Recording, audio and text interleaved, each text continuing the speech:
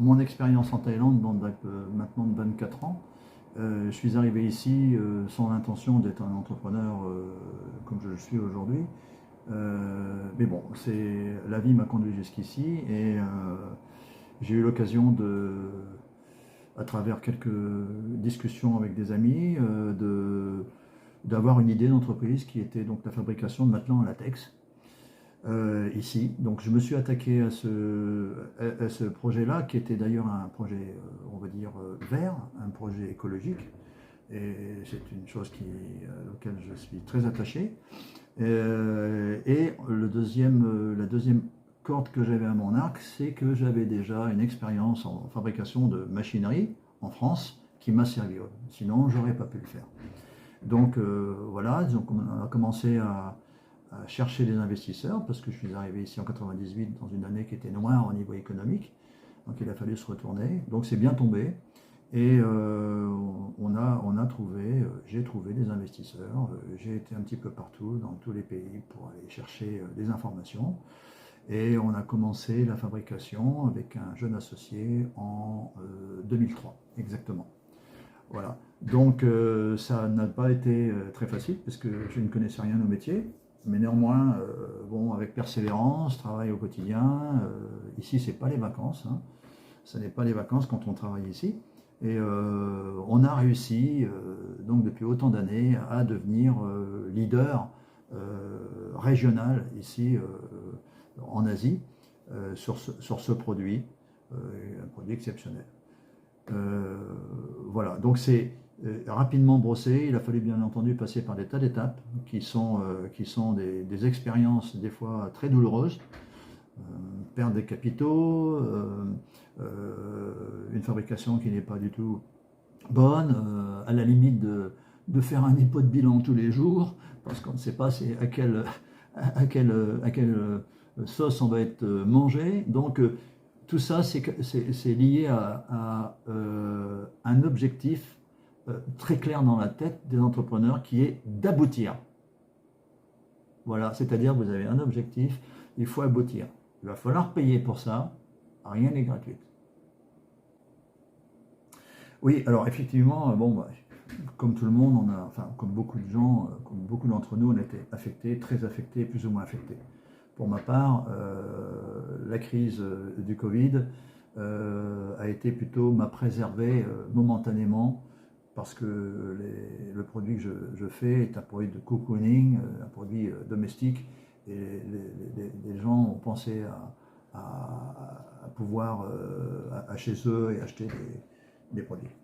Maintenant, oui, pour avoir eu des liens très étroits avec des petits entrepreneurs dans toute la Thaïlande, il y a eu vraiment des gros dégâts.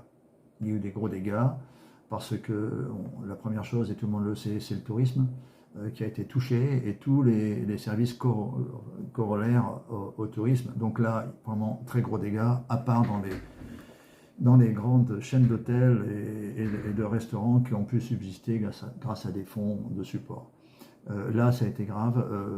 On ne va pas parler des gens auxquels j'ai pu m'adresser, mais j'ai entendu des choses assez dramatiques avec des enfants qui n'allaient plus à l'école, avec les ventes des voitures, la vente de tout, et à pouvoir juste subsister avec quelques petits sachets d'aliments au bord de la route. Donc oui, il y a eu beaucoup. J'ai été moins affecté, mais je sais que beaucoup de personnes ont été affectées, énormément de personnes, et encore aujourd'hui, parce que le problème d'aujourd'hui, c'est que nous arrivons donc dans une période où tout le monde a dépensé ses ressources, ont dépensé le moindre baht pour pouvoir subsister, mais entre le moment de la reprise du Covid, de la reprise de la vie normale, pardon, eh bien les gens n'ont plus de trésorerie. Ils ne peuvent plus faire face à leur situation, et les activités continuent de cesser, peut-être graduellement moins importantes, mais continuent de cesser malgré tout. Là, on retrouve donc l'aspect culturel, évidemment. Chez nous, nous avons des méthodes qui ne fonctionnent absolument pas ici. C'est pas un secret, tout le monde le sait. Pour ma part, ce que j'essaie de faire, ce que je fais depuis l'origine, et ça c'est ma nature qui parle, c'est pas quelque chose que je me suis imposé, c'est naturel, c'est la prise en considération de toutes les personnes qui travaillent dans l'entreprise. Je ne vais pas dire qu'ils travaillent pour moi, j'ai dit qu'ils travaillent dans l'entreprise. C'est-à-dire que la moindre personne apporte quelque chose à l'entreprise, que ce soit de la femme de ménage, qui est très importante, jusqu'au directeur de société, en passant par les managers et les opérateurs. Tout le monde est important. C'est la valeur de chaque individu qui fait qu'on se dirige vers une réussite. Il est hors de question de penser, pour moi, de ne pas considérer l'aspect humain des choses. Je suis sensible à ça et je pense que c'est une clé de la réussite. Il est hors de question de faire un faux sourire, un faux semblant. Il faut être sincère avec son personnel et le personnel le ressent. Les mauvais partiront de toute manière et même à la limite, les mauvais vont pouvoir changer. Il faut absolument être proche des gens, les considérer jour par jour. Si nous avons la considération de nos employés, de nos collaborateurs, nous réussirons. Sinon, c'est voué à l'échec dans une ambiance ultra pourrie dans laquelle tout le monde souffre. Il n'est pas question de faire de l'entreprise avec une souffrance interne. Après pas mal d'années en Thaïlande, il y a quand même beaucoup de déchets. C'est-à-dire que les gens qui arrivent ici en disant voilà, j'ai 1 million de bahts, 2 millions de bahts, 10 millions de bahts, et bon, ça va aller. Non, c'est pas comme ça que ça se passe, malheureusement, sinon ça se saurait. Et c'est pas un jackpot non plus. Donc, moi, personnellement, je suis arrivé ici, je n'avais pas du tout imaginé refaire une entreprise comme elle est aujourd'hui. Et je savais que ce serait difficile. Mais je savais seulement que ce serait difficile. Je n'avais pas assez d'informations. J'avais pas assez d'informations. Et aujourd'hui, avec du recul, et c'est pour ça que l'occasion qui m'est donnée aujourd'hui par Thémis et Français du Monde de donner, je dirais, des informations réelles, sincères et vécues. Et j'aimerais bien d'ailleurs que nos abonnés puissent donner des commentaires là-dessus. Ce serait très intéressant pour enrichir notre, je dirais, les crans de sécurité à ne pas franchir. La première chose, se renseigner sur la Thaïlande. Qu'est-ce qui se passe en Thaïlande? Comment ça se passe au niveau des affaires? Comment ça se passe au niveau des entreprises? La culture. Si on oublie la culture thaï, qui n'est absolument pas la même que la nôtre, dans laquelle on prend des choses de façon différente, avec plus de recul, plus de temps, parce qu'ici, le temps n'existe pas, ou quasiment, on va droit au problème. Les habitudes des gens, la façon de travailler au quotidien, les retards que va avoir le personnel, le retard que va avoir un fournisseur, les lois, les visas.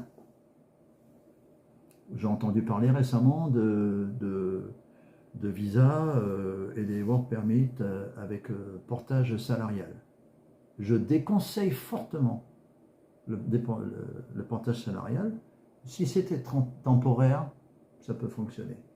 Pourquoi pas? À titre individuel, pourquoi pas? Mais si vraiment on veut faire une entreprise, il faut absolument être légal. C'est d'ailleurs ce qui se passe aussi chez nous, en France. Si nous ne sommes pas légaux, ça ne fonctionne pas non plus. Il n'y a pas un pays. La Thaïlande, c'est quelque chose de structuré, c'est un pays structuré, qui a des lois, qui a des prud'hommes, qui a tout pour fonctionner très très bien. Si nous sommes légaux, nous aurons le respect de nos collectailles. Absolument, si vous n'êtes pas légal, vous aurez certainement des problèmes qui vont arriver très rapidement. Donc, tout ce petit package, la connaissance de la culture, très importante, les rapports avec les gens, ce qu'il faut faire, ce qu'il ne faut pas faire.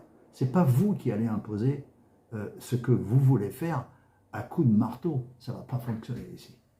Ça ne va pas fonctionner. Par contre, vous aurez 200% de résultats si vous arrivez à travailler avec des tailles qui vous portent dans leur cœur et qui vous respectent, là, on va vraiment droit vers des surprises fantastiques. Il n'y a pas d'autre solution.